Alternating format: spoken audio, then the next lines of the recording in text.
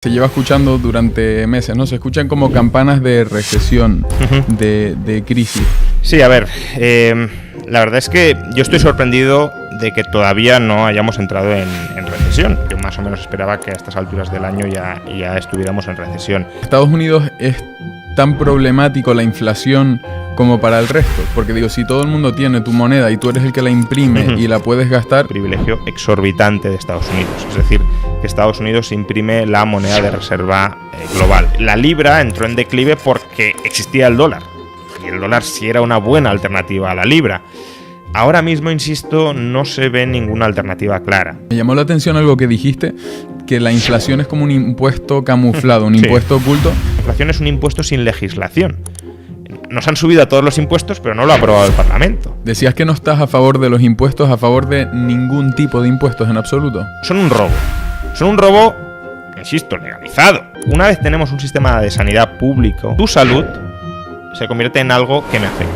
¿Qué es lo que pasa con los youtubers? Un poco que esa crítica social que se les hace... Hay como una visión de que esta gente, por el hecho de que haya nacido en España, es propiedad del Estado español. El Estado está utilizando recursos para criar y engordar al ganado, para tener más recursos y para seguir criando y engordando más ganado. Bueno, estamos grabando. Bienvenido. ¿Qué tal? Muchas gracias por la invitación. Aquí estamos un día más, una San Miguel, en este caso con Juan Ramón Rayo. Muchos te conocerán de nuestra audiencia, no tengo ninguna duda, pero siempre pido a los invitados que se presenten, digamos, para aquellos que no los conozcan. Así que cuéntanos, ¿quién es Juan Ramón Rayo? Bueno, pues Juan Ramón Rayo es un economista al que le gusta investigar y divulgar sobre economía y que además es una persona con fuertes convicciones liberales, entendiendo el liberalismo como una filosofía política que defiende, luego a lo mejor podemos hablar más extensamente, pero que defiende el respeto irrestricto a los proyectos de vida de las personas y que intenta combinar, por tanto, estos dos campos, ¿no? La economía con el liberalismo, sabiendo que son campos distintos y que una cosa es el análisis estrictamente económico y otra es la defensa de ciertos valores o de cierta visión de la sociedad, pero que tienen o pueden tener muchos puntos en común. Y a eso me dedico, a divulgar y a investigar sobre ello. Vale. O sea que luego me gustaría entrar a hablar sobre el liberalismo, pero antes me gustaría hablar un poco más de actualidad. Al final es algo en lo que te centras también, sí. Eres divulgador de... Claro, porque se trata de aplicar el corpus económico y el corpus liberal a analizar y a tratar de entender la realidad que nos rodea y por tanto la actualidad. Claro. Vale, me gustaría empezar fuerte tratando algo que se lleva escuchando durante meses, ¿no? Se escuchan como campanas de recesión, de crisis. La pregunta sé que es muy general, pero ¿por dónde viene sonando esto un poco? ¿Qué se está moviendo? Veo mucho movimiento a nivel macro, ¿no? A nivel internacional. Se escuchan los BRICS, Estados Unidos, la guerra. Sí, a ver... La verdad es que yo estoy sorprendido de que todavía no hayamos entrado en recesión y sorprendido en el sentido de que yo más o menos esperaba que a estas alturas del año ya estuviéramos en recesión. Me sorprendería más si no terminamos entrando, que no es del todo descartable. Si nos retrasamos, pues será una equivocación o una sorpresa ligera, pero no radical, ¿no? Entonces, ¿por qué algunos tememos que podemos entrar en recesión? Bueno, Europa técnicamente entra en recesión, pero nos estamos refiriendo a algo más serio, ¿no? No tan serio como lo de 2007-2008, eso también hay que aclararlo, pero sí más serio que una mera recesión técnica como está Europa. Bueno, pues la respuesta que se dio políticamente a la pandemia, política y económicamente a la pandemia, fue una respuesta de sobreestimular la economía. La economía estaba parada por una decisión gubernamental y había temor, no del todo infundado, a que, claro, si tú paralizas la economía, se te puede caer adicionalmente. Entonces, lo que hicieron los políticos fue, vale, paramos la economía, pero la estimulamos para evitar cualquier daño adicional. Y la sobreestimularon, como he dicho antes, con la política monetaria y la política fiscal, con bajadas de tipos de interés, inyección de crédito barato, inyección de gasto público, algunas rebajas de impuestos financiadas con déficit, la mayor política fiscal y monetaria de la historia, al menos de los últimos 80 años. Claro, eso ha provocado la altísima inflación que hemos sufrido durante los últimos 2 años. Tú sobreestimulas la economía en un momento además en el que la economía está paralizada, en el que aparecen cuellos de botella, en el que empieza una guerra, y eso, la unión de esos dos fenómenos, genera un exceso de inflación. ¿Y cómo se está reaccionando ante el exceso de inflación? Pues tratando de revertir lo que se había hecho antes, subiendo, por ejemplo, los tipos de interés. Claro, si tú subes mucho los tipos de interés, y se han subido mucho, el crédito se encarece y nuestras economías, o muchos sectores de nuestras economías, dependen muy directamente del crédito. Por ejemplo, la compraventa de vivienda. Si se encarece mucho el crédito hipotecario, la compraventa de viviendas cae. Si cae la compraventa de viviendas, ¿qué sucede? Pues que se irán construyendo menos viviendas. Si se construyen menos viviendas, ¿qué significa? Pues que el empleo en el sector de la construcción se ralentiza o incluso se destruye. Si se ralentiza o se destruye, ¿qué sucede? Que se consume menos, esos trabajadores consumen menos. Y por tanto, otros sectores que incluso no dependen directamente del crédito también salen perjudicados. Entonces, esa es un poco la secuencia que cabría esperar que se reprodujera y que está tardando en reproducirse, quizá porque la política fiscal todavía no es muy restrictiva, pero que, bueno, no es del todo, o no sería del todo inesperado, más bien al contrario, lo inesperado sería que no pasara, que en los próximos meses o trimestres pues hubiese una ralentización importante. O sea que realmente estamos pagando la factura de las medidas que se tomaron para paliar la pandemia, ¿no? Ese sería un buen resumen, efectivamente. Otro debate es si es una factura que merece la pena ser pagada o no, pero al menos no negar los hechos, es decir, no negar que ahora estamos pagando esa factura. Uno puede decir, bueno, sí, la estamos pagando y bien pagada, porque si no lo hubiésemos hecho habría sido peor. Vale, es otro debate, pero el problema es que hay muchos que niegan que estemos pagando la factura y eso, desde luego, ya es prácticamente negar lo que ha sucedido. Claro. Mencionaste también el control de la inflación. Hay algo que me llama la atención, porque escucho en los medios, se está intentando controlar la inflación, pero a nivel intuitivo, cuando pienso en controlar la inflación, digo, a ver, si se imprime un 30% más del dinero, obligado necesitas tener un 30% de inflación, ¿o esto es erróneo? No necesariamente. Es verdad que la oferta monetaria es uno de los determinantes de la inflación, pero la oferta monetaria tiene que ir de la mano de la demanda monetaria. Es decir, si tú imprimes más dinero, si creas y emites más dinero porque la gente demanda más dinero, y cuando hablo de demandar dinero me refiero a querer tener el dinero como una inversión, como un activo. La gente tiene dinero en la cuenta corriente, no necesariamente porque vaya a gastarlo al día siguiente, sino porque puede querer tener un fondo de maniobra por si vienen mal dadas. No lo quiere invertir en bolsa, no lo quiere invertir en bonos, lo quiere tener en liquidez, por ejemplo. Bueno, pues si hay una demanda creciente de liquidez, se puede aumentar la oferta de liquidez, de dinero, sin que eso se traslade a inflación. Durante la década anterior, por diversas circunstancias, hubo un incremento muy fuerte de la demanda global de liquidez. Por ejemplo, los BRICS que has mencionado antes, pues son países que se han ido desarrollando mucho, que han ido creciendo mucho, y claro, cuando una persona o una sociedad se vuelven más ricos, su demanda de liquidez en términos absolutos aumenta. Si tú cobras 1.000 euros al mes y tienes un determinado nivel de vida, pues tendrás una liquidez acorde a esos 1.000 euros al mes. Ahora, si cobras 10.000 euros al mes, tendrás una liquidez acorde al tren de vida que lleves con esos 10.000 euros al mes de ingresos. Pues bien, los BRICS, conforme han ido creciendo, han ido demandando más liquidez. ¿Qué es liquidez en el ámbito global? El dólar. Por tanto, la demanda de dólares ha ido creciendo. Si la demanda de dólares crece, Estados Unidos puede crear más dólares sin que se le dispare la inflación. ¿Cuál es el problema? Que durante la pandemia se han pasado de aceleración, ¿no? Han acelerado demasiado en la creación de dólares, han creado dólares muy por encima de lo que ha aumentado la demanda de dólares, porque al principio de la pandemia, claro, la demanda de dólares sí aumentó porque había mucho miedo, mucha duda, y queríamos atesorar dinero, liquidez por lo que pudiera suceder, pero luego, terminada la pandemia, mucha de esa demanda cayó. Si tú no retiras los dólares que has impreso en un momento en el que la demanda estaba alta, cuando te cae la demanda, pues ¿qué tienes? Inflación, que es lo que ha sucedido.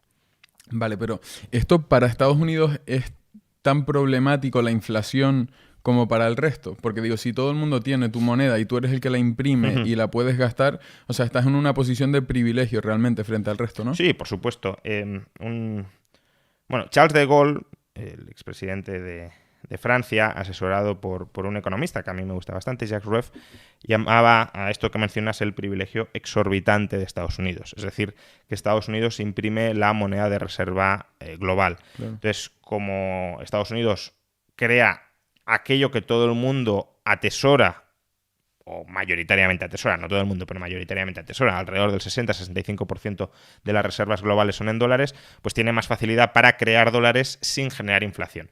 La cuestión también es si esto es por una especie de imposición de Estados Unidos, tengo aquí el ejército y si no aceptas mi moneda te invado, que hombre, algo de eso puede haber, pero sobre todo, desde mi punto de vista, en estos momentos, bueno, en las últimas décadas, digamos, el dólar es moneda internacional de reserva porque no existe alternativa.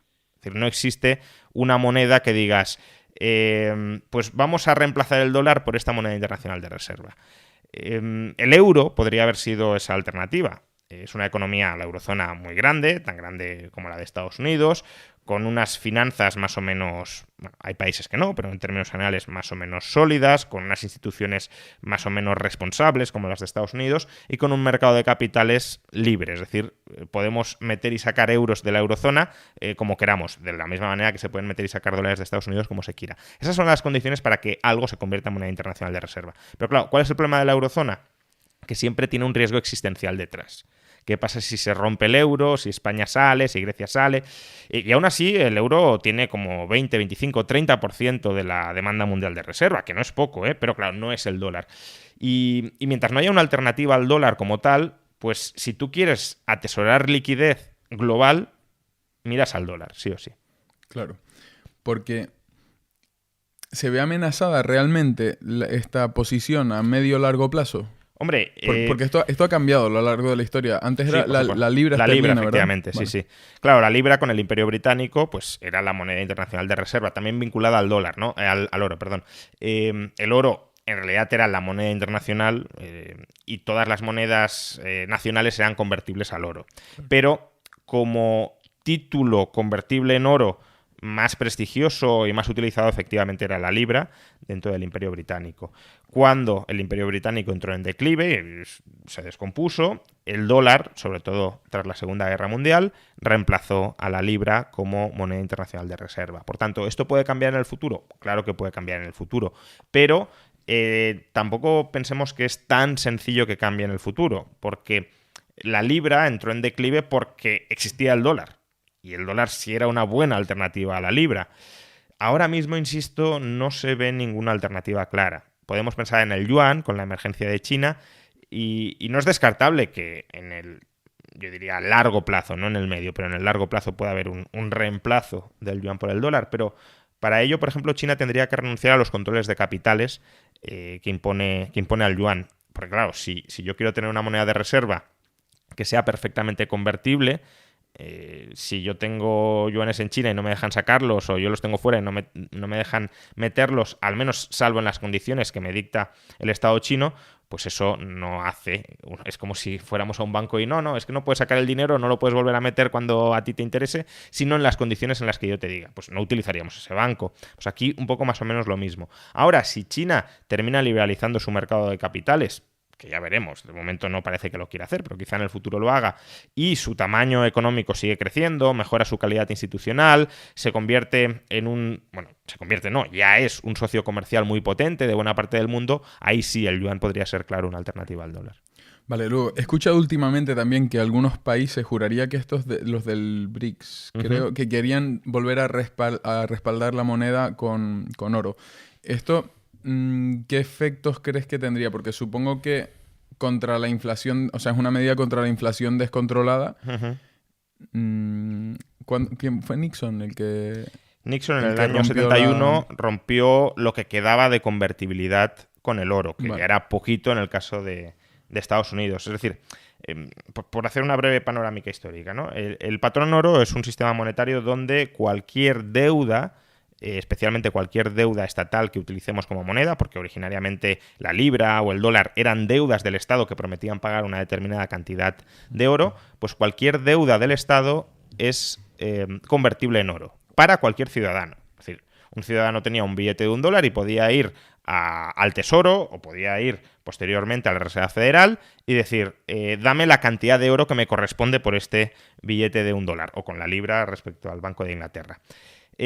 ¿Qué sucedió? Pues que poco a poco este sistema de patrón oro internacional, se fue deshaciendo, se fue destruyendo por los propios gobiernos. ¿Por qué? En parte por lo que tú mencionabas, porque el oro es una camisa de fuerza que te dificulta la creación inflacionista de dinero para financiar al gobierno. Entonces, claro, como los gobiernos quieren financiarse en términos baratos, diluyendo el coste de esa financiación entre la población. La inflación es eso, os cobro un impuesto, no os dais cuenta de que os lo estoy cobrando, le echo la culpa a los empresarios de que están subiendo precios, cuando en realidad es dinero que está creando el gobierno para financiarse.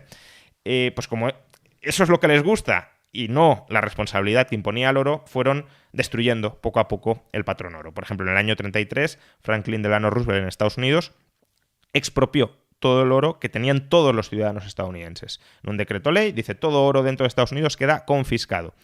Y en el año 45 se restablece un pseudo patrón oro en el cual el dólar, solo el dólar, no la libra, no el marco, ninguna otra moneda, solo el dólar era convertible en oro y solo para los gobiernos internacionales. Para los distintos gobiernos internacionales. Es decir, que un estadounidense tenía dólares, iba a la Reserva Federal y no le daban nada. Tenía que ser el gobierno de Francia quien dijera: oye, que tengo muchos dólares, dame oro. Y de hecho es lo que hizo el gobierno de Francia con Charles de Gaulle, que lo he mencionado antes, y eso es lo que provocó la ruptura de Bretton Woods, porque Estados Unidos creó muchos dólares, muchos más de los que podía pagar en oro.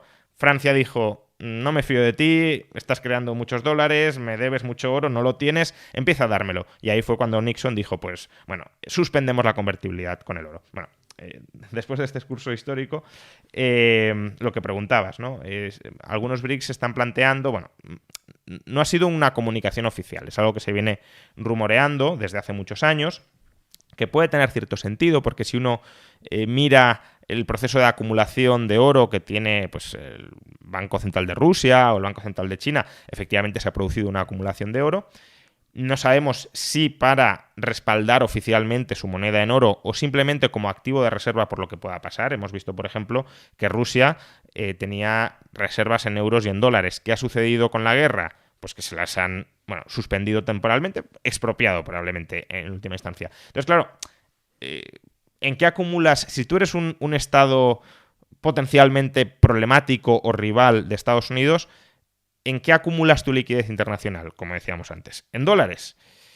Claro, pero es que si la acumulas en dólares, Estados Unidos te puede decir: no, te lo quito. De modo que si tú quieres armar ruido o incluso invadir países, como ha hecho Rusia, y no quieres, por tanto, depender de Estados Unidos o no quieres darle financiación a Estados Unidos, la alternativa es tener oro, porque el oro no es el pasivo de nadie, no es la deuda de nadie. Entonces, si tú custodias el oro, claro, si te lo custodian otros también te lo pueden quitar, pero si lo custodias tú, por mucho que diga Estados Unidos, tú tienes liquidez internacional.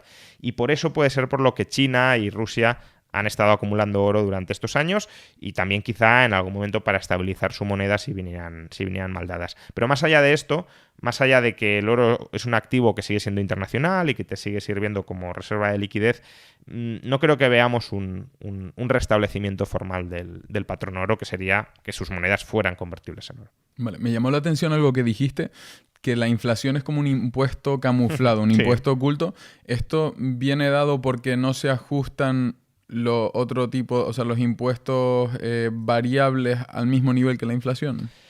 Bueno, viene dado porque la inflación erosiona tu poder adquisitivo. Entonces, lo que has mencionado también existe, ahora podemos entrar en ello, pero a lo que me refería expresamente es, imagínate que tú atesoras euros con un determinado poder adquisitivo y el gobierno diluye ese poder adquisitivo. ¿Por qué? Porque imprime euros para financiarse él mismo y eso hace que suban los precios y por tanto tú tienes menor capacidad de compra. Eso es como si te hubiese cobrado un impuesto a tu inversión en euros.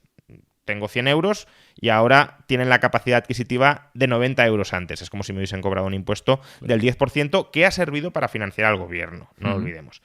Entonces, es por eso que eso es un impuesto sobre el dinero. Esto ya lo decía, por cierto, un escolástico español del siglo XVI-XVII, Juan de Mariana, que denunciaba justamente que la inflación era un impuesto sobre la moneda que cobraba el rey sin pasar por las Cortes y por tanto estaba cobrando un impuesto de manera ilegítima, porque para subir impuestos había que pasar por las Cortes y aquí estaba cobrando impuestos Claro. informalmente sin pasar por las Cortes. No, pues aquí lo mismo también, ¿eh?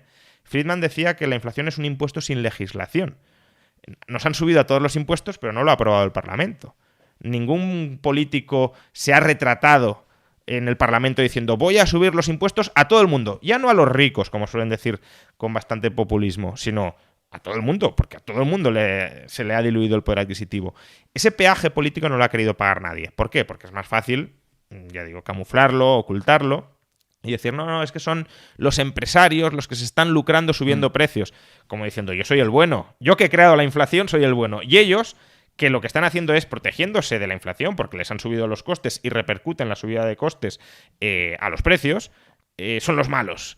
En periodos inflacionistas el tendero siempre es el malo, porque es la cara visible de la subida de precios. Tú lo que mencionabas, que efectivamente también es otro fenómeno, más escandaloso, o bueno, adicionalmente escandaloso al anterior, es que no es solo que nuestro poder adquisitivo haya caído, sino que si de alguna manera hemos conseguido reducir algo el impacto de la inflación sobre nuestro poder adquisitivo, por ejemplo, si nuestros salarios en términos nominales han subido algo, no tanto como la inflación, pero un poquito, esa subida de nuestros ingresos nominales en impuestos que sean progresivos, es decir, que paguen proporcionalmente más aquellos que más ingresan, claro, nosotros en términos nominales estamos ingresando más. Es como si nos hubiésemos vuelto más ricos. Pero no somos más ricos porque los precios han subido más. Pero a efectos del IRPF o de los impuestos progresivos, Claro. Tributaremos en escalones más altos y pagaremos proporcionalmente más impuestos como si proporcionalmente nos hubiésemos vuelto más ricos. Por tanto, pagamos impuestos sobre el impuesto de la inflación. ¿Cuánto hace que no se ajusta el IRPF? Desde 2008. 2008. Es decir, estamos hablando de 15 años de no deflactación de la tarifa del IRPF. Esto tendría que hacerse todos los años de manera automática. Las pensiones. Claro. Las pensiones suben todos los años de manera automática. Es verdad que hubo unos años en los que se desindexó, pero yo creo que de manera bastante irresponsable, es otro tema, pero los políticos han decidido que las pensiones se indexen automáticamente al IPC. Bueno, ¿por qué no indexan automáticamente el IRPF al IPC?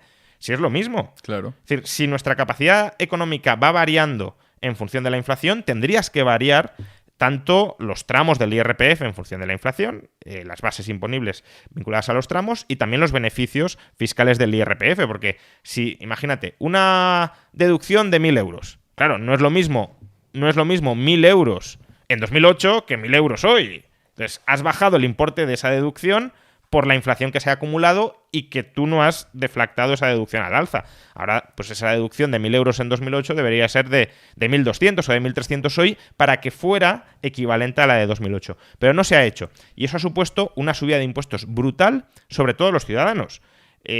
Porque ni siquiera puedes decir, no, es que esto lo sufren más los ricos. Lo sufre todo el mundo. Y les está subiendo los impuestos a todos, ya digo, sin pasar por el Parlamento y además diciendo que no, que tú solo subes los impuestos a los ricos. Es mentira, se los subes a todos sin retratarte en el Parlamento porque te conviene recaudar más a costa de todo el mundo, claro.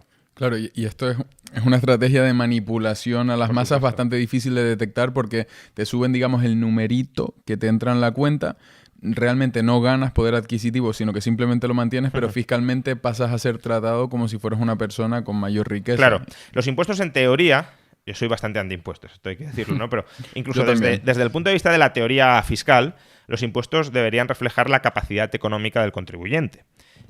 Bueno, la inflación no incrementa nuestra capacidad económica, incluso la puede reducir, y sin embargo, al no deflactar el IRPF conforme a la inflación, formalmente tributamos como si nuestra capacidad económica hubiese aumentado. Por eso, la no deflactación del IRPF, el no ajuste del IRPF a la inflación, es una muy mala praxis fiscal desde el punto de vista de la teoría fiscal. Claro, es una excelente praxis política porque te permite recaudar muchísimo más a costa de la población, de toda la población, insisto, sin pagar el coste político de subirle los impuestos.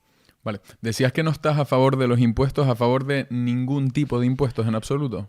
No, los impuestos son una sustracción coactiva de la propiedad ajena. Yo, como liberal, defiendo la libertad individual, la propiedad privada y la autonomía contractual.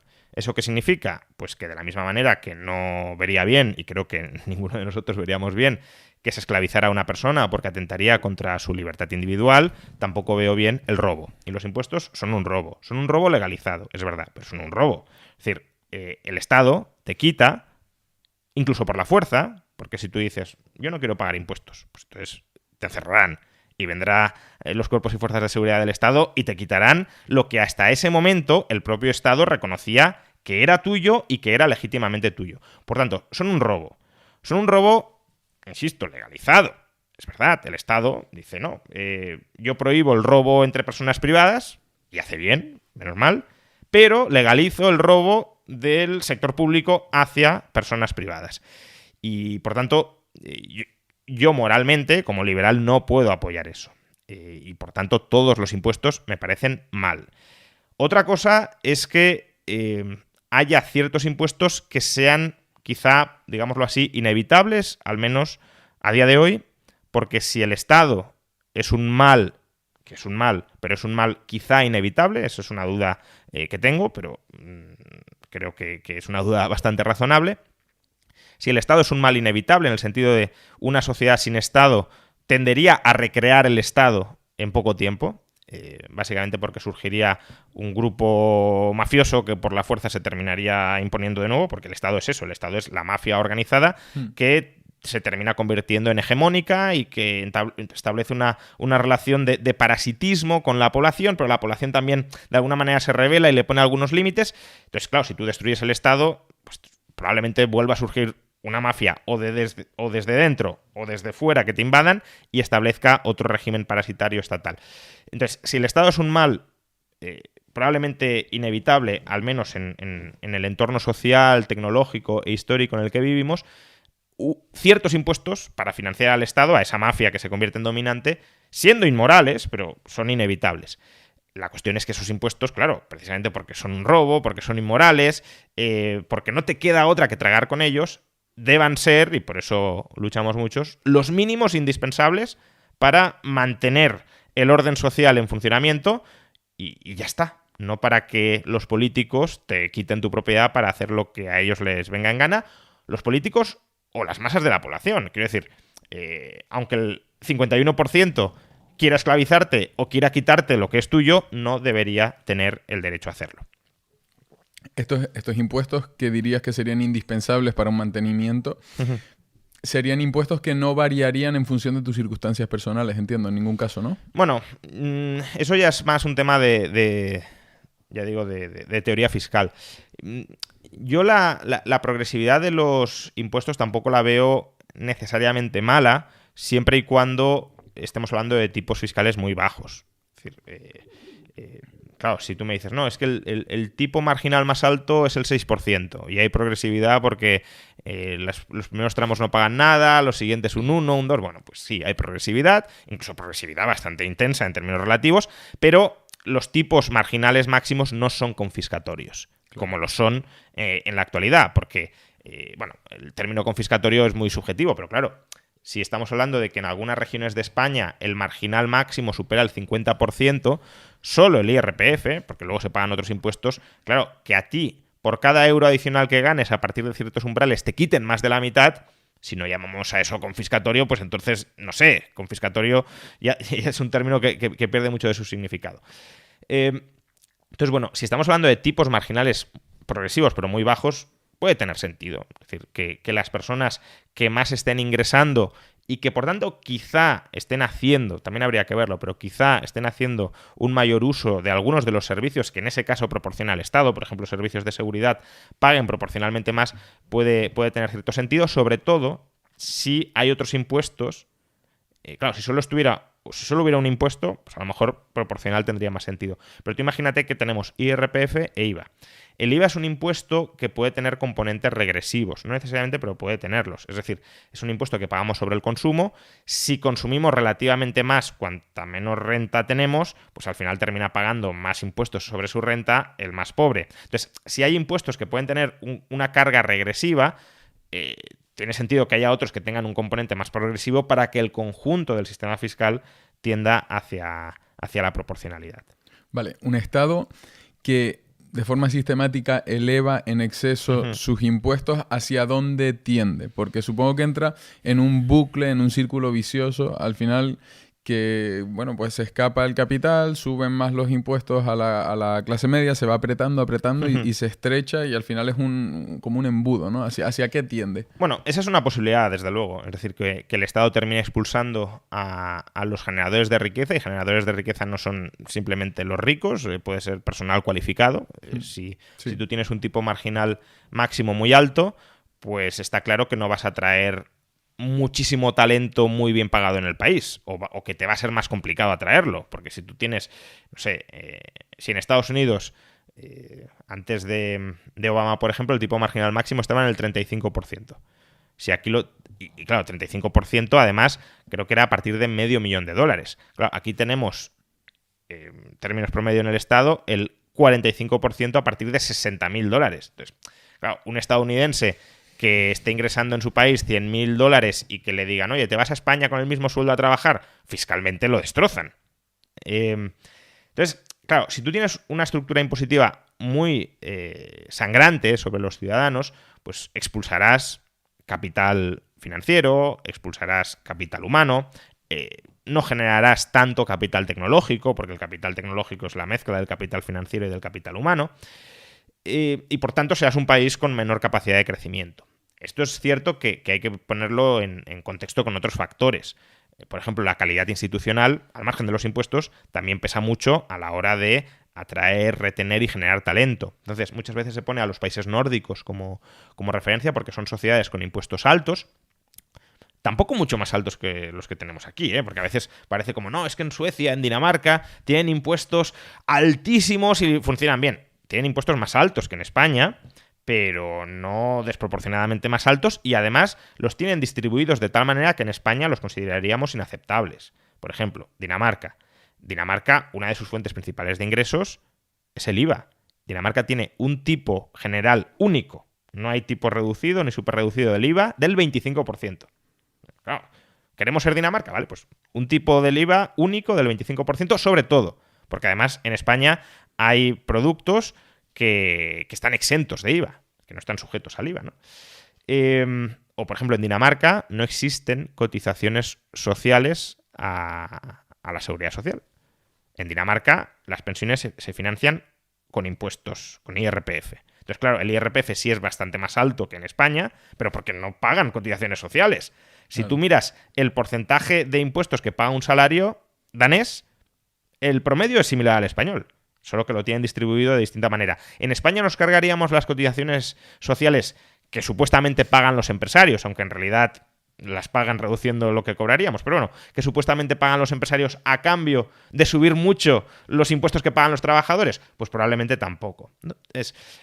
O Dinamarca, Suecia tienen impuestos sobre sociedades más bajos que en España. Entonces, claro, sí, tienen más impuestos, correcto, pero los tienen distribuidos de tal manera, no tienen impuestos sobre patrimonio, como tenemos en España. Suecia no tiene impuestos sobre sucesiones. Entonces, los tienen distribuidos de tal manera que intentan no destrozar la generación de riqueza. De alguna manera es como si nos dijeran a los trabajadores, os vamos a cobrar muchísimo en impuestos para que consumáis o para que tengáis acceso a una buena educación pública, a una buena sanidad pública, a unas buenas pensiones públicas, pero no vamos a cobraros impuestos para dirigir el resto de la economía. Yo también soy crítico con ese modelo, porque prefiero que la gente pueda escoger su educación, su sanidad, sus pensiones, pero tengamos en cuenta que no es lo mismo que te cobren impuestos para esto, porque de alguna manera eres un consumidor cautivo, que te cobren impuestos para generar una red de empresas públicas subsidiadas por el Estado, o sea, que operen a pérdidas y que las pérdidas las cubran los ciudadanos, o para hacer política industrial de manera muy activista, te damos subvenciones a ti para que promuevas este modelo de negocio o este otro. Eso es lo verdaderamente devastador. Lo otro, cobrar impuestos altos para tener educación, sanidad, etcétera, reduce la libertad de elección de las personas, es cierto, por lo que decía, porque no puedes escoger la escuela a la que vas, el centro sanitario al que vas, el modo en el que construyes tu jubilación, pero no se mete tanto en el funcionamiento de la economía. A mí es que me parece un poco absurdo muchas veces cuando se ponen a comparar los políticos, ¿no? Se les escucha, ¿no? Poniendo como modelo a seguir países del norte de Europa. Yo digo, es que no tiene sentido porque un modelo fiscal y económico tiene una parte muy subjetiva también. Tienes que aplicarlo a una población y el mismo modelo, de la misma forma, por las mismas personas e instituciones, no funcionaría igual. Porque al final la forma de ser de los españoles también es diferente, Sí. es muy diferente. O sea, el nivel de si puedo me escaqueo, la picaresca, no funciona así. Claro, a ver, aspirar a tener sociedades, digamos, se suele hablar de capital social, ¿no? Para referirnos a la confianza que tienen las personas entre sí, al respeto que tienen al cumplimiento de las normas, a que no haya que poner, digamos, a un policía en cada puerta para garantizar que se cumpla la ley. Si se cumple la ley de manera espontánea, porque la hemos interiorizado, sobre todo si la ley es justa, ¿no? Es decir, si es ley que respeta a otras personas, pues todo eso hace que una sociedad obviamente funcione mejor. Y los países nórdicos tienen mucho capital social y eso contribuye también a que crezcan al margen de cuál sea su sistema fiscal. Pero yo creo que tiene sentido que aspiremos a ser sociedades donde el capital social, donde el respeto a las normas justas y la honorabilidad y la ausencia de corrupción tenga un papel tan destacado como en las sociedades nórdicas. Pero es cierto que, claro, tú no puedes transponer directamente marcos legislativos que funcionan más o menos bien porque existe ese capital social o esas instituciones informales en una sociedad donde eso no sucede, ¿no? Hay una anécdota histórica sobre esto que creo que es muy, muy elocuente, ¿no? y que de alguna manera resume perfectamente lo que estaba señalando. Kemal Atatürk fue el padre de la nueva Turquía. Quería secularizar Turquía y volverla a un país europeo y occidental al uso. Y Kemal Atatürk, una de las decisiones así más llamativas que tomó fue coger el Código Civil de Suiza y aplicarlo tal cual en Turquía. Claro, ¿tú conviertes a Turquía en Suiza por el hecho de copiar las normas suizas? Claro. Obviamente no. Claro. Bien. Que oye, que probablemente mejor normas así que no a lo mejor lo que tenían antes. Pero no esperes milagros de eso, obviamente. Claro, al final es algo, creo que necesitas, para poder aplicar ese modelo, necesitas una base de educación muy, muy fuerte, muy sólida. Que si no has hecho esa inversión en recursos, en tiempo, en capital, en lo que sea, es complicado primero, ¿no? Sí, educación o... Yo hablaría más bien de cultura, ¿no? Porque es verdad que a la cultura puedes llegar a través de educación, pero va más allá, ¿no? Porque tú puedes tener una sociedad poco educada, pero que tenga una cultura moral, por ejemplo, muy sólida, con, pues eso, respetamos al prójimo, respetamos su libertad, su propiedad. Aunque yo no entienda mucho de filosofía política o de filosofía moral, no necesito entender o tener grandes conocimientos sobre ello para haber interiorizado lo básico para que una sociedad funcione. Entonces, más que educación, yo hablaría de cultura, porque además la educación, según cómo la orientes, puede alejarte de esos marcos culturales funcionales. Es decir, el wokismo, por ejemplo, en Estados Unidos se da entre élites ilustradas, muy bien educadas. No estamos hablando de gente analfabeta, entre comillas, sino todo lo contrario. Y esa educación es una educación, digamos, disfuncional para una sociedad que conviva en armonía, porque es una educación o son unos valores adquiridos a través de la educación que lo que promueve de alguna manera es el conflicto social institucionalizado. Vamos a crear colectivos que consideramos que estructuralmente están enfrentados y vamos a avivar ese enfrentamiento para aniquilar a aquellos grupos a los que supuestamente les atribuimos un privilegio social frente a los demás. Y esa es una visión, ya digo, de cómo es y cómo ha de ser la sociedad, que te conduce, por sus propias premisas, al enfrentamiento continuado. Y eso, por tanto, te lleva a una sociedad, ya digo, pues lo vemos en Francia, lo vemos en Estados Unidos, en muchos casos, disfuncional.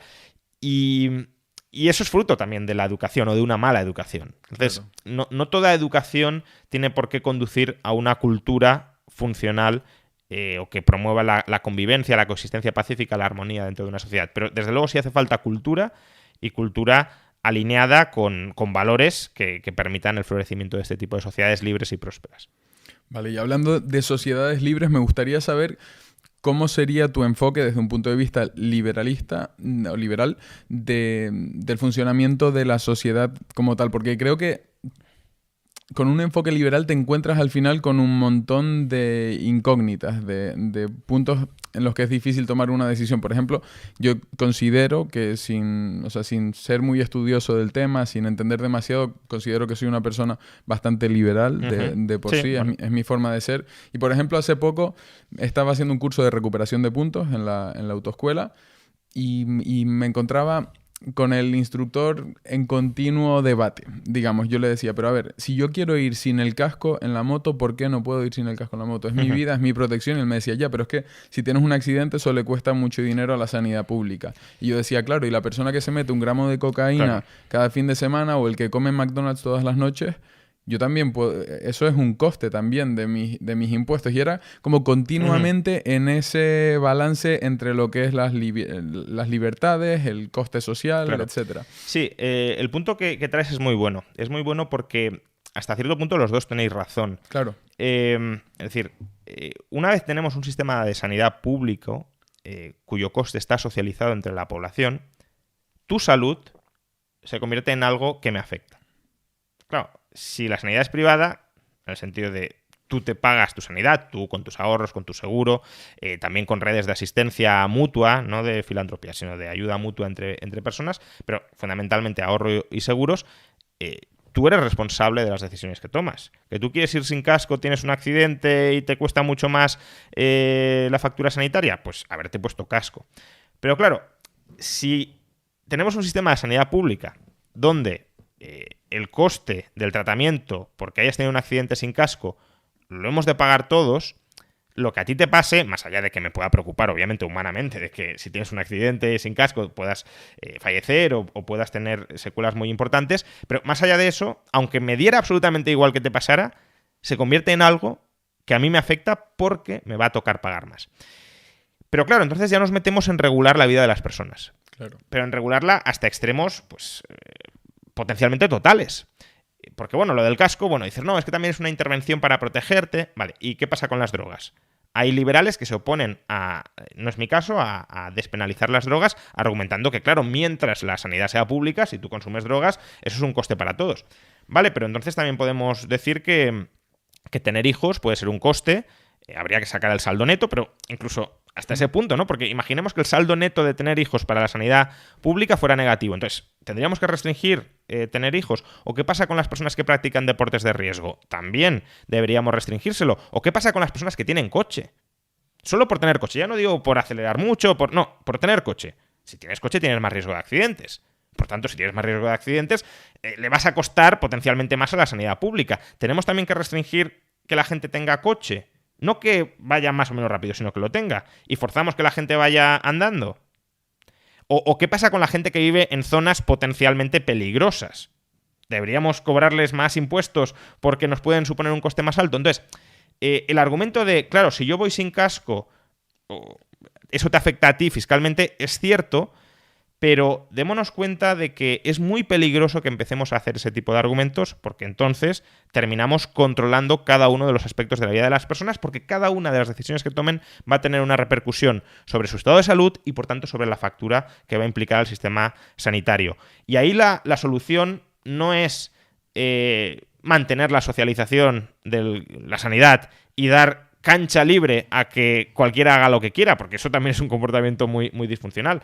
La cuestión es avanzar en la desocialización de los costes sanitarios y, por tanto, que algo tan básico para el liberalismo que es libertad con responsabilidad, es decir, eres libre de hacer lo que quieras, pero te responsabilizas de las consecuencias de lo que hagas, eso verdaderamente sucede en sociedad. Y quien dice, por cierto, la sanidad, también dice la educación. Es exactamente lo mismo. No sé si recordarás, por ejemplo, en la anterior crisis económica, 2007-2008, hubo muchos jóvenes españoles que, precisamente porque no había empleo en España, se marchaban al extranjero a buscar cualquier oportunidad. Y uno de los argumentos políticos que se hacía, que en parte tenía razón, pero es que si lo pensamos bien es un argumento tan problemático, era, bueno, es que a esta gente la hemos formado aquí, la hemos educado en nuestras universidades y ahora se va fuera y va a contribuir a generar riqueza fuera de España. Claro, pero entonces, ¿qué me estás diciendo? ¿Que esta gente son como tu ganado por el hecho de que les hayas pagado la educación? ¿Que se tienen que quedar en el país a vivir y a trabajar aquí porque como les has pagado los estudios, tienen una deuda contigo y han de generar riqueza aquí y han de pagar impuestos aquí. Entonces, ¿les estás formando para que vivan una vida plena donde quieran vivirla o les estás formando para que sean mano de obra cualificada dentro de tu país? Pero claro, yo también entiendo el punto del contribuyente que diga, hombre, pero es que si vamos aquí pagando la educación y se van fuera, pues entonces nos estamos descapitalizando. De nuevo, ahí la solución pasa por desestatalizar y desocializar la educación. Claro, es lo mismo que lo que pasa con los youtubers, un poco que esa crítica social que se les hace de egoísmo, claro.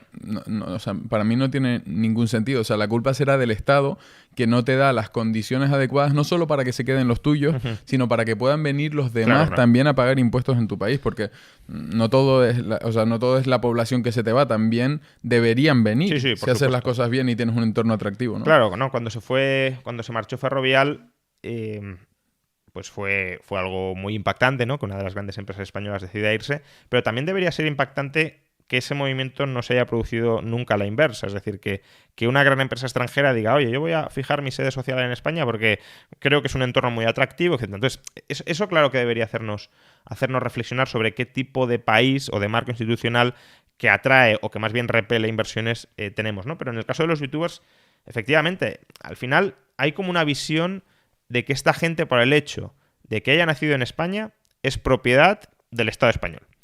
Y que además, si el Estado español les ha pagado la educación, incluso si han podido conducir por sus carreteras, ¿no? Se llegó a decir, pues que todo eso tienen que pagarlo de por vida, además, porque muy probablemente si alguno de esos youtubers ha estado tributando algunos años en España, que la inmensa mayoría lo han hecho, ya ha cubierto con creces todo lo que el Estado les hubiese podido dar. Pero es que además se nos dice, o al menos ese es el argumento, que el Estado no te lo da esperando nada a cambio, porque claro, si no sería como un empresario avaricioso y malévolo, sino que te lo da desinteresadamente. Te lo da desinteresadamente, pero cuando te marchas ya dice, no, pero yo aquí te he dado y quedan cuentas pendientes por saldar. Por tanto, no es desinteresadamente. El Estado está utilizando los recursos. Al final es la analogía con el ganado que he planteado antes.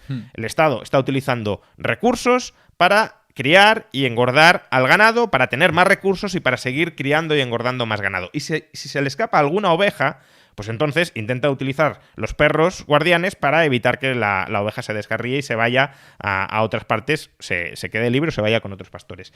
Y es así. Y claro, se nos intenta vender que no, que el pastor en verdad es desinteresado, que se preocupa por las ovejas, no por lo que son, o no por el beneficio que pueda sacar de ellas, sino por su propio bienestar, pero en realidad no es así. Sabemos que no es así. Claro, has mencionado varias veces la educación. ¿Cómo sería la educación en un Estado liberal? Bueno, yo distinguiría la educación preuniversitaria, si lo queremos, de la educación universitaria. ¿Por qué lo distingo? Porque la educación universitaria, no necesariamente con las mismas franjas de edad que ahora, pero para más o menos visualizarlo, ya es una educación que una persona adulta y por tanto responsable de sus propios actos decide hacer o decide no hacer. Es decir, cuando acudimos a la universidad ya somos mayores de edad legalmente, es decir, ya somos personas que socialmente nos consideramos o se nos considera maduras como para tomar nuestras propias decisiones sin vincular a nuestros padres. Y eso es distinto hasta la mayoría de edad, o bueno, ya digo, la fecha de 18 años puede ser un poco arbitraria, pero más o menos en ese entorno, porque los menores de edad nos los consideramos, y así es, suficientemente maduros emocional, psicológicamente, como para que tomen sus propias decisiones responsables. Por eso están sometidos a la tutela de los padres. La tutela simplemente es pues, una especie de guía que los padres ejecutan en favor, pensando siempre, esa es su obligación, pensando siempre en el bienestar de su tutelado, del menor. Entonces, la educación preuniversitaria es algo que el estudiante realiza bajo la tutela de sus padres y, por tanto, es una educación donde la decisión de los padres como tutores legales tiene mucho peso. No diré que tiene un peso absoluto, total, porque puede haber decisiones de los padres que sean malas para el menor y, por tanto, que estén abusando de su tutela, pero sí donde el que decide, en principio, son los padres como tutores legales de los menores. Y ahí los padres tienen una obligación hacia el hijo. Y una de las obligaciones que tienen es educar al hijo, no encerrarlo en un cuarto y mantenerlo en el analfabetismo. Eso sería una violación de sus obligaciones de tutela, como lo sería no darle alimentos a un hijo. Está la obligación de alimentos y está la obligación de proporcionar educación. Ahora, dentro del cumplimiento de esa obligación de proporcionar educación, los márgenes deberían ser muchísimo más amplios que los que existen hoy. Es decir, hoy el sistema educativo preuniversitario, también el universitario, luego hablaremos si te parece, pero el preuniversitario está completamente planificado por las autoridades educativas, incluso los colegios privados. Los colegios privados se tienen que someter a las normativas estatales o autonómicas donde se les impone, por ejemplo, los planes de estudio. Y fíjate que todos los políticos están obsesionados con controlar los planes de estudio. Lo hemos visto durante décadas en las comunidades con fuerte presencia nacionalista, País Vasco o Cataluña, donde los políticos quieren controlar la educación. ¿Para qué? Para inculcar sus valores. Pues la lengua catalana, la lengua vasca, la historia catalana, la historia vasca, la literatura catalana, la literatura vasca, para formar identidad, es decir, para manipular a los ciudadanos en una identidad que ellos crean desde la educación. Pero es que lo mismo sucede en el resto de España. Es decir, cuando estudiamos historia de España, cuando estudiamos literatura española, cuando estudiamos lengua española, también se nos está forjando una identidad determinada. O cuando se introducen determinados valores y no otros, que ha sucedido en la Comunidad Valenciana o en Extremadura, cuando han pactado PP y Vox, pues que dicen, hay que regresar a la neutralidad educativa. ¿Por qué? Porque ellos consideran que se estaban introduciendo valores que deformaban al alumno. ¿Pero qué pasa? ¿Que ellos no van a introducir también valores que deforman al alumno? Claramente sí. Por tanto, los políticos están obsesionados con controlar la educación. ¿Por qué? Porque la educación forma a los ciudadanos del futuro. Y cuando decimos forma, también podemos decir deforma a los ciudadanos del futuro. Porque si tú controlas la educación, los puedes manipular, no digo al 100%, pero los puedes orientar manipuladamente hacia la dirección que tú busques. Y por eso hay que abrir, hay que desestatalizar los planes de estudio para que no sean los políticos quienes lo controlen. O sea, los planes de estudio están totalmente centralizados. Un colegio, por ejemplo, un colegio privado no podría decidir de forma homologada enseñar a sus alumnos un poco más sobre fiscalidad, por ejemplo, sobre blockchain. O sea, lo puedes hacer como actividades extraescolares, sí. Pero no dentro del currículum. No claro. sabía. Vale. No. Y además el contenido de lo que se imparte también está arreglado. Es decir, no puedes, no puedes decir, no, en Historia de España vamos a enseñar o una interpretación absolutamente contraria de la historia de España, contraria a los cánones establecidos, o incluso episodios de la historia de España que no son los reglados. Porque además, piensa que todo esto también te conduce a pruebas de selectividad. La selectividad es un mecanismo, de nuevo, a través de la cual centralizar conocimientos. Porque si todo el mundo se tiene que examinar de un canon, pues por necesidad vas a tener que enseñar ese canon, no puedes enseñar otras cosas. No puedes decir, no, yo me da igual lo que se imparta o lo que te examinen en la selectividad. Yo voy a enseñar lo que creo que tienen que aprender los alumnos o lo que los padres me han pedido que les enseñe a sus hijos. Por ejemplo, lo que decías, fiscalidad. Claro. No, claro, ¿cómo vas a enseñar fiscalidad si no te van a examinar de la fiscalidad? Y si eso es un requisito no del todo imprescindible, pero es un requisito muy importante para poder entrar en la universidad. Entonces, bueno, flexibilizar los planes de estudio, dotando, por ejemplo, a cada centro de autonomía para decidir su propio itinerario formativo, ampliando la libertad de elección de los padres en la etapa preuniversitaria para que escojan aquel colegio o aquel centro de estudios con su propio plan de estudios que más se ajuste a lo que consideran que es una formación integral y enriquecedora del menor. Y luego vamos, por seguir con el hilo de la pregunta de cómo sería la educación, a la educación universitaria. La educación universitaria es una educación donde es el propio alumno el que decide y el que debe decidir, porque ya es adulto y por tanto los padres le podrán más o menos presionar o decir, oye, no estudies esto, no estudies lo otro, pero quien tiene la capacidad y el derecho último a decidir es la persona, es el estudiante como persona adulta. Ahí ya, algo bastante similar a lo que mencionaba antes, pero sin que exista una obligación parental de proporcionar esa educación, ¿no? Autonomía total para cada universidad, para que pueda formar los planes de estudio que ella quiera. Y además, autonomía para crear universidades. Nosotros, un grupo de inversores, no me gusta mucho el término, pero de intelectuales, si lo queremos, ¿no? De profesores, etcétera, acabamos de crear, después de más de 10 años de lucha burocrática, una nueva universidad, la Universidad de las Hespérides, que tiene su sede en Canarias, es una universidad online, y la hemos creado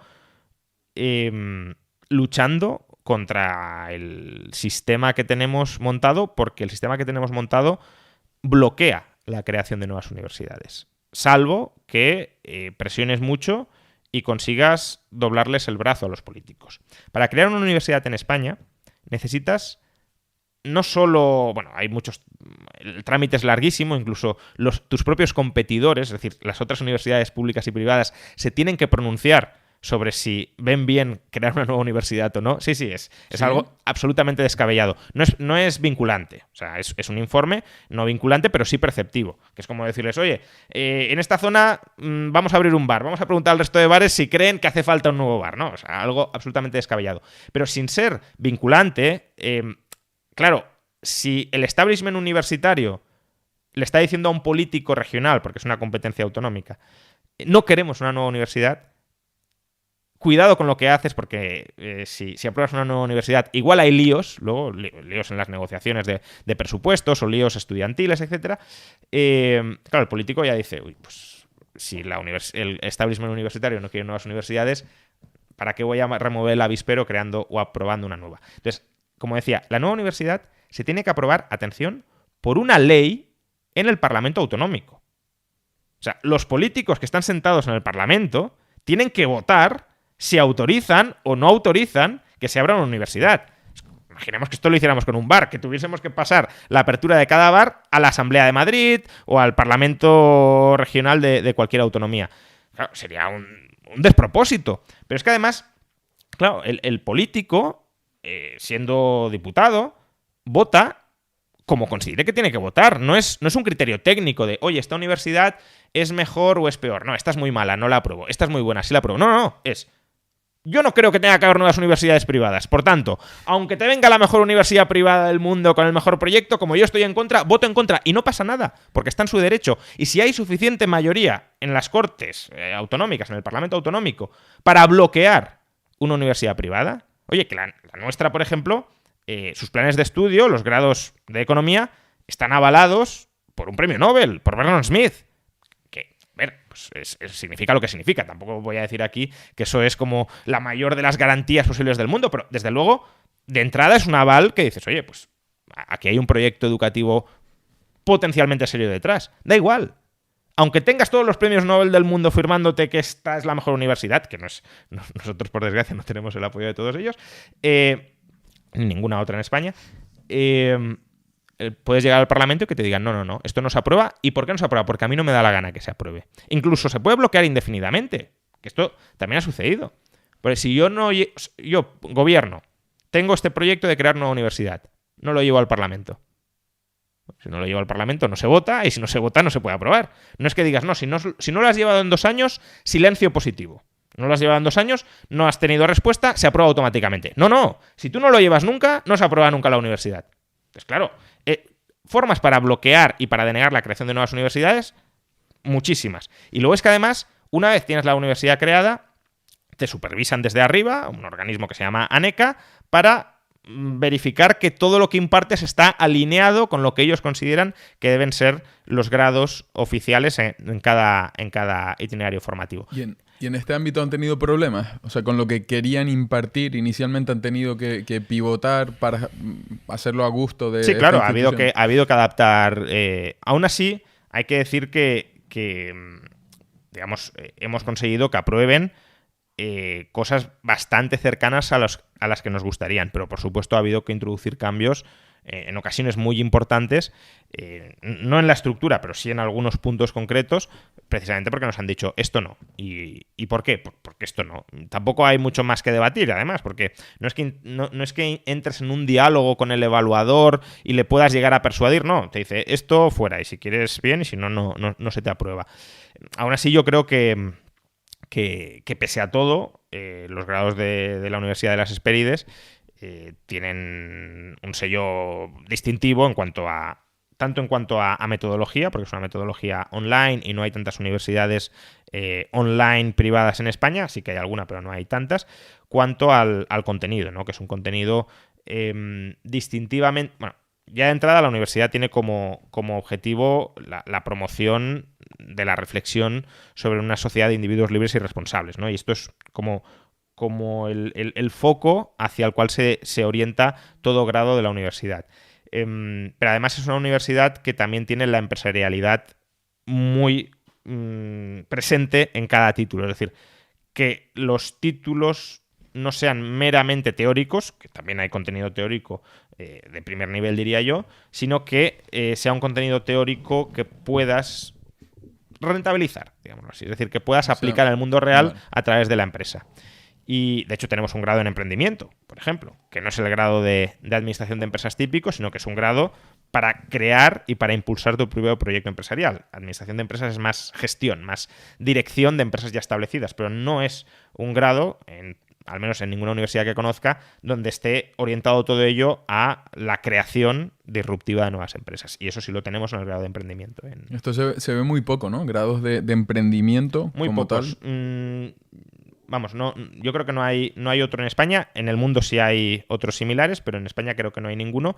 Y es una pena porque, claro, una cosa, como decía, es el camino de la gerencia, de la gestión, de la administración de una organización burocratizada que ya esté constituida, que eso sería administración de empresas, y otra es, oye, yo quiero crear mi propia empresa y quiero ser yo el empresario, quiero ser el dueño y el promotor y el controlador último de este negocio. No es que yo esté a las órdenes de pues un consejo de administración o incluso de una asamblea de accionistas que me diga esto es lo que tienes que hacer, estas son las líneas rojas. No, soy yo el que me compongo toda la empresa y toda la historia de la empresa.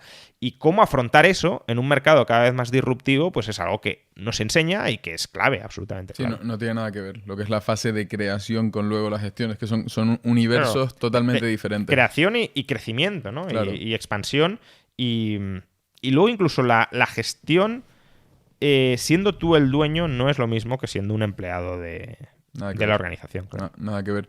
Y luego, otra cosa que antes de terminar el podcast, que nos queda poco tiempo, quería preguntarte, viendo las tendencias que se ven actualmente, ¿cómo ves el futuro de España en términos generales? Tanto a medio como un poco ya...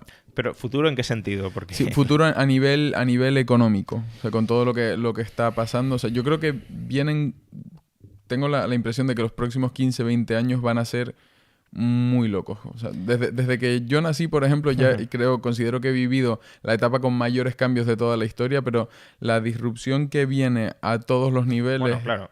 Es que, a ver, aquí yo distinguiría temas que puedan ser más globales o generales de los temas más específicos de España. Pues la inteligencia artificial, por ejemplo, claro, nos puede afectar de maneras imprevisibles o a lo mejor previsibles desconcertantemente, pero sí puede ser una disrupción como nunca hayamos visto en la historia según cómo esta evolucione. Pero claro, eso no es algo específico de España, es claro. qué va a pasar con la sociedad tal cual la conocemos, sea española o sea sí, no totalmente, española, ¿no? Eso es otro tipo de cambios. Sí. Ya de cuestiones más específicas de España, pues... Sí, España, economía. Claro. Digamos.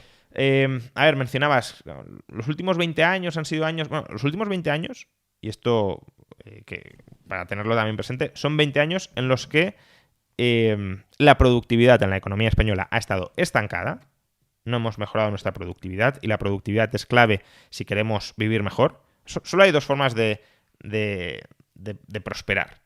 O trabajas más horas o la riqueza que generas por hora la incrementas. Entonces, yo creo que todos aspiramos a trabajar menos horas, claro, pero ser más ricos por hora trabajada. Bueno, eso es la productividad. Pero ha estado estancada los últimos 20 totalmente años. Estancada. Totalmente. A pesar de los avances tecnológicos. Totalmente estancada.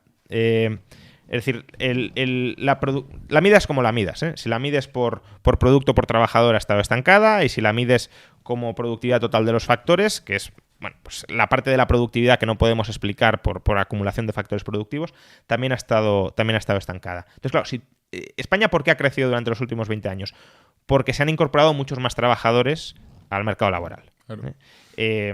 Hasta el año 98, 99, pues España era un país con 13, 14 millones de trabajadores. Hoy somos un país con 20 millones de trabajadores aproximadamente. Claro, si tú tienes a 6, 7 millones más de personas trabajando, incluso dentro de una familia, ¿no? Si solo trabaja uno, pues los ingresos que entran son unos y si trabajan dos pueden ser más. Entonces, ahí sí que vives mejor, pero vives mejor trabajando más horas. Y eso, aparte de que está limitado, porque llega un momento en el que ya no se pueden trabajar más horas al día, tampoco es una riqueza a lo mejor plenamente satisfactoria, porque si yo quiero tener más tiempo libre para disfrutar de mis mayores ingresos, claro, si mis mayores ingresos vienen de trabajar más, vienen de renunciar al tiempo libre. Entonces, la cuestión para prosperar a largo plazo es incrementar la productividad, y no lo hemos hecho. Es más, la renta per cápita de España no la productividad, sino el ingreso medio por persona, está ahora al mismo nivel que en el año 2007.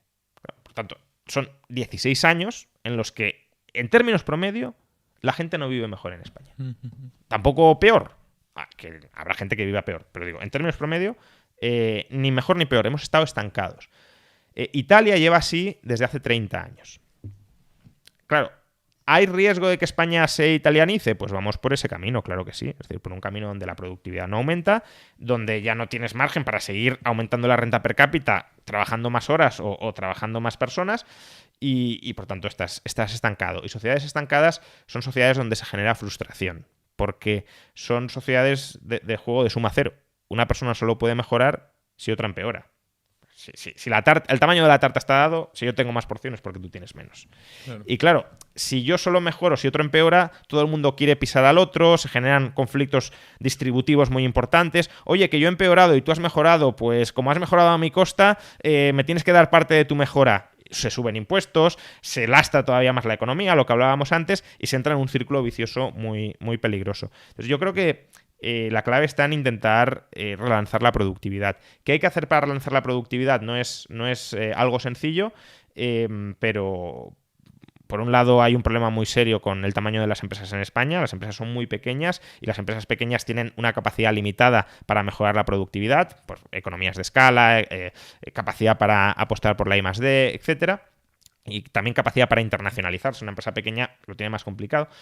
Luego, mejorar la educación y la conexión entre empresa y educación, porque al final la productividad, ¿qué es? Pues en parte es capital humano aplicado a generación de valor. Si tú formas capital humano desvinculando la formación de la empresa, pues formas, sí, intelectuales que a lo mejor teorizan muy bien sobre las cosas, pero que no generan riqueza a la hora de la verdad. Y luego también desarrollar mercados de capitales, mercados financieros más sofisticados en España. Es decir, en Estados Unidos la mayor parte de la financiación las empresas la obtienen no a través de los bancos, sino pues financiándose en bolsa o en los mercados de bonos. En España eso no funciona. Para las muy grandes empresas sí, pero para las empresas medianas no funciona. Y ya no digamos para las pequeñas empresas. Entonces, claro, una innovación empresarial que aumente la productividad es capital humano con financiación, mezclado en un proyecto que crezca, y para eso necesitas tener un marco que permita el crecimiento de empresas y que por tanto escale esa innovación multiplicando sus efectos de mejora de productividad sobre todo el país. Eso es lo que no tenemos en España. Ese ecosistema no lo tenemos en España. Y mientras no lo tengamos, y claro, si tú vas subiendo impuestos, vas metiendo más regulaciones, mantienes la educación desvinculada de la empresa, atrofias los mercados de capitales, mantienes a las empresas en un tamaño diminuto o incluso alabas que seamos un país de pymes y que está muy bien que sigamos siendo pymes o microempresas, pues se te mantiene estancada la productividad y eso a largo plazo es muy negativo. Claro, y estos proyectos de los que hablabas que requieren venture capital, ¿no? Claro, para crecer, al final acaban yéndose a otros mercados donde tienen los ecosistemas mucho más favorables y mucho más con el auge de Internet.